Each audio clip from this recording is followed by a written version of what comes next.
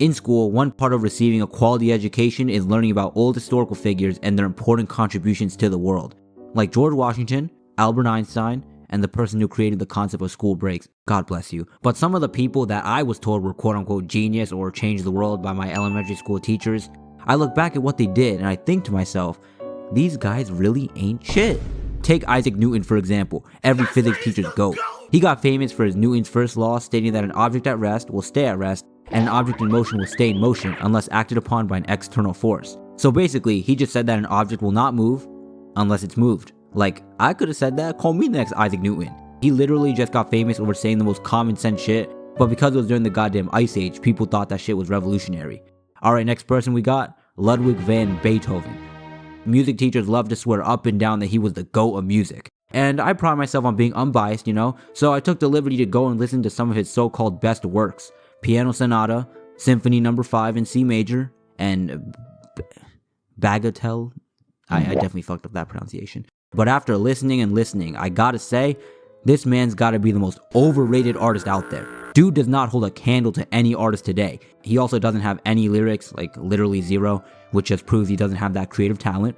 Plus, he hasn't dropped any new music in like 200 years, so safe to say he also doesn't have the longevity. And some may say, oh well, his legacy is the reason why he's famous, his musical composition skills and all that other nonsense. But all I can say is, his legacy must not be that important because I can promise you have not met a soul under the age of like 100 that listens to Beethoven or music that sounds anything like that. Now, am I using a Beethoven song as my background music right this moment? Don't worry about that.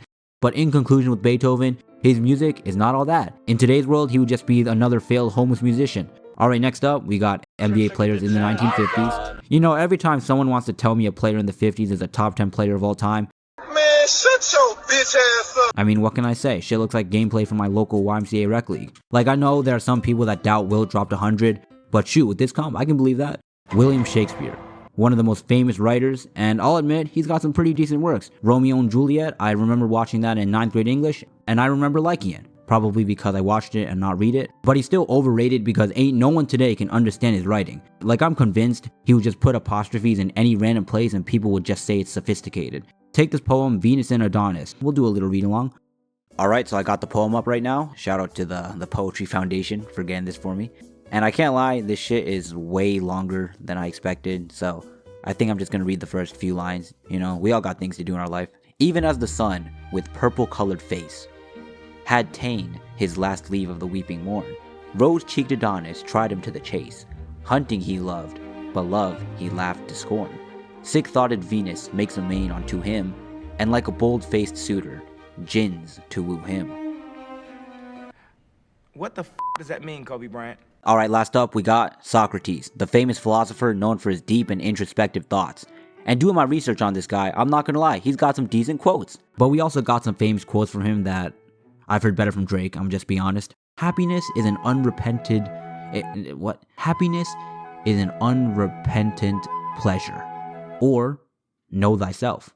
Like, Socrates isn't wrong, but you don't feel that was kind of stating the obvious. Compare that to Drake. Money just keep coming in.